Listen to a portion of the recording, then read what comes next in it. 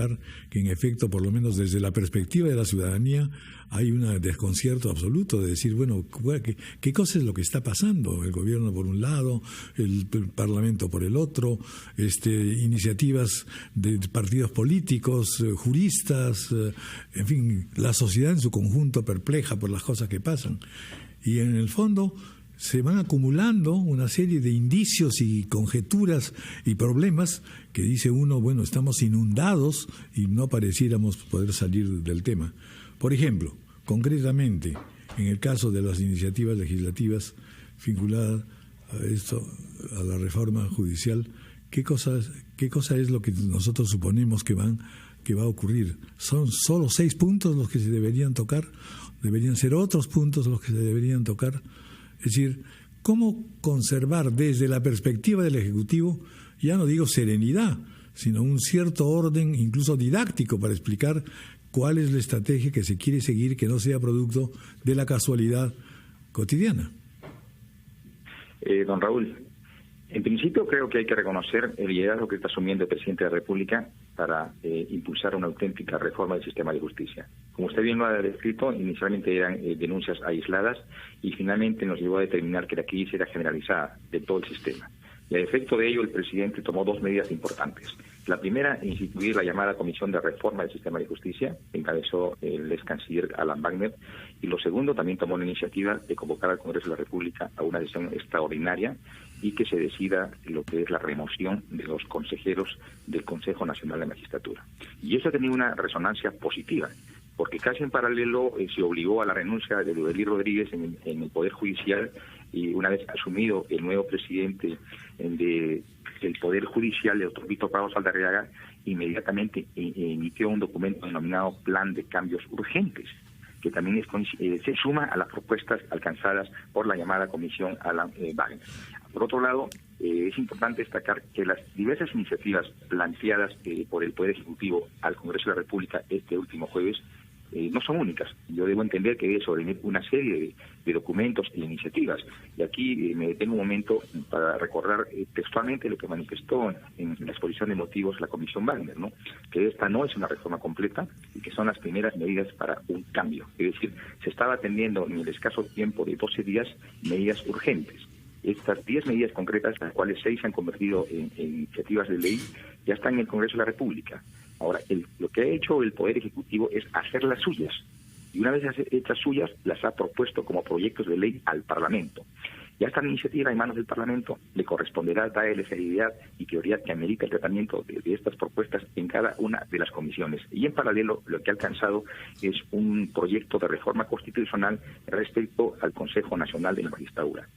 Ahora, queda una pregunta suelta, ¿no? O sea, ¿qué hacemos? Porque el Parlamento va a tomar su tiempo para discutir en comisiones. No solamente va a tomar su tiempo, sino que además todo hace anunciar que no se va a poner de acuerdo. Es decir, que la mayoría no está convencida de que lo que ustedes proponen sea lo conveniente. Hay 2 escenarios normativos, si cabe el término, ¿no? Primero, las iniciativas legales y segundo, las reformas constitucionales. Creo que hay un elemento de circunstancia que de repente los estamos menospreciando. Y esto exige a que la clase política, en los distintos niveles de responsabilidad que tiene que asumir esfuerzos, aunarlos y de una u otra manera dar respuesta a este clamor generalizado del país, que es desconcierto e incertidumbre, porque ya los ojos críticos no están solo puestos en los que tienen un nivel de responsabilidades políticas. En este caso, la mirada está puesta sobre el sistema de justicia. La pregunta sería, ¿qué nos queda de institucionalidad como reparo de confianza frente a la ciudadanía? En este diagnóstico, obviamente, esto tiene que despertar necesariamente en la clase política de nuestro país una reacción. Y esperamos que el Congreso le dé una lectura constructiva, positiva, sepa reaccionar y finalmente darle el impulso que estas propuestas de ley requieren, pero en paralelo también no se estén limitados. También plantear las iniciativas que ellos consideren pertinentes, convenientes y oportunas para poder reforzar lo que significa el apuntalamiento de la administración de justicia en nuestro país en general. En el caso del referéndum, pues hay peticiones de que a los 6 puntos que ustedes han mencionado y planteado como a consultar, se añadan otros. Y entonces ahí vamos pues a un campo amplísimo en realidad, porque todo el mundo va a querer entonces que intervengan también parte de sus preocupaciones o que éstas sean despejadas. Entonces, al final de cuentas, Son muchos los cambios que hay que hacer, son pocos. ¿Qué gradualidad es la que se espera tener para poder ir logrando una identificación de que estamos por el camino correcto? Mire, son dos propuestas diferentes. Una es para el cambio normativo, nivel de leyes, y lo segundo son las reformas constitucionales. En el primer espacio están las 6 iniciativas legislativas planteadas por el presidente, y en el segundo escenario están las iniciativas de reforma constitucional. La primera que ya se ha planteado es la vinculada a la reforma del Consejo Nacional de la Magistratura.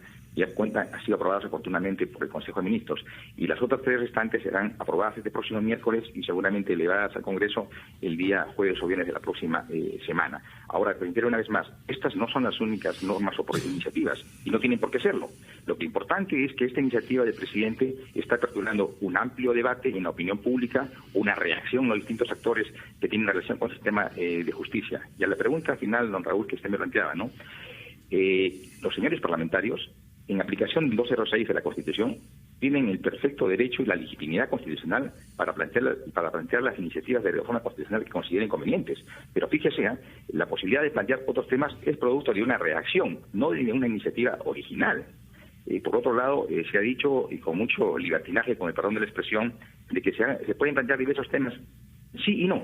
En principio no, porque hay que estar apegado a lo que establece el artículo 32 de la Constitución, que es improcedentes reformas que pudieran estar restringiendo derechos que tengan que ver con tratados internacionales y cuyo eje climático gire en materia tributaria o presupuestal. O sea, ya hay una limitación. Entonces, en ese concepto, lo que corresponde, don Raúl, es orientar, es sugerir que haya un debate de más alto nivel, apegado a norma, y que finalmente nos permita acudir a una orientación de la opinión pública que en su momento tiene que tomar una decisión a través del referéndum. Bueno, digamos lo que usted señala, esta necesidad de concordancia se ha planteado desde hace ya un buen tiempo, y al final de cuentas lo que nosotros vamos descubriendo es que a cualquier iniciativa que se añada, inmediatamente se le suman una serie de otros aspectos adicionales. De modo que no pareciera que haya el convencimiento de que se pueden encontrar 3 o 4 fórmulas básicas para poder manejar las cosas. En otras palabras, en realidad, el Ejecutivo está en capacidad o no de forzar las cosas al punto de decirles a los miembros de la mayoría parlamentaria, especialmente el fujimorismo, que las cosas tal como van caminando no son las más aconsejables ni son las más útiles para la preservación democrática, en definitiva. Don Raúl, en el lejano 2003, a través de la ley 28.023, se instituyó el CEDEAJUS, una comisión del más alto nivel, y nos dio una propuesta interesantísima hace 15 años, don Raúl. Tenemos el Acuerdo Nacional del año 2002 en su política pública número 28. Y tenemos el más reciente, el Acuerdo Nacional por la Justicia, impulsado por la exministra Marisol Pérez Pello. ¿Qué ha pasado de aquel tiempo a hoy? Y si en aquel lejano 2003 hubiéramos hecho eco a aquellas sugerencias que nos planteó esta comisión de alto nivel del CEDEAJUS, creo que el sistema de justicia sería diferente hoy en día. Y decía don Javier de Belaúnde, para una auténtica reforma de justicia se requieren 3 elementos. Primero, diagnóstico. Segundo, soluciones o propuestas de ley apropiadas. Y tercero, quizás lo más importante, voluntad política. Y hoy existe esa voluntad política enarbolada por el presidente de la República. Lo que corresponde en estas circunstancias, don Raúl, es que esto tenga una respuesta positiva, constructiva y comprometida, pensando en el país, por parte de la clase política.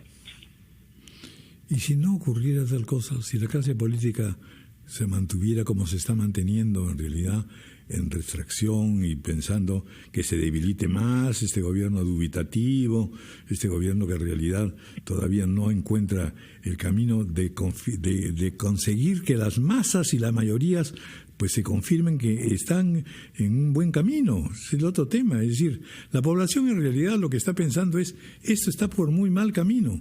Y no es que sean unos los otros los responsables, sino que en general el quehacer y la clase política están en crisis. Y eso significa un enorme desafío, ya no como aspecto gubernamental, sino como partido político, como inteligencia política. Una auténtica bomba de oxígeno ha sido el hecho de que el presidente de la República pudiera liderar e impulsar una reforma del sistema de justicia. Lo segundo, hay que dar una lectura positiva a dos acciones concretas, particularmente por la principal fuerza política del Parlamento. La primera es el reclamo público del presidente del Congreso, indicando que está a la espera de las iniciativas legales propuestas por el Ejecutivo. Es decir, está a la espera, es que tiene necesidad de un tratamiento prioritario. Esperamos que así sea. Y lo segundo, cuando ellos mismos proponen que pueden plantearse estos temas, indirectamente nos están diciendo que no están negando la propuesta del señor presidente. En todo caso, es también que darle una lectura positiva, constructiva, de compromiso y de la sabia decisión de sumarse a este impulso que es la necesidad de reformar el sistema de justicia. Bueno, muy bien. Ministro, le agradecemos mucho por estos alcances y con la mejor de las esperanzas. Muchas gracias. Buen día. 9:17, una pausa.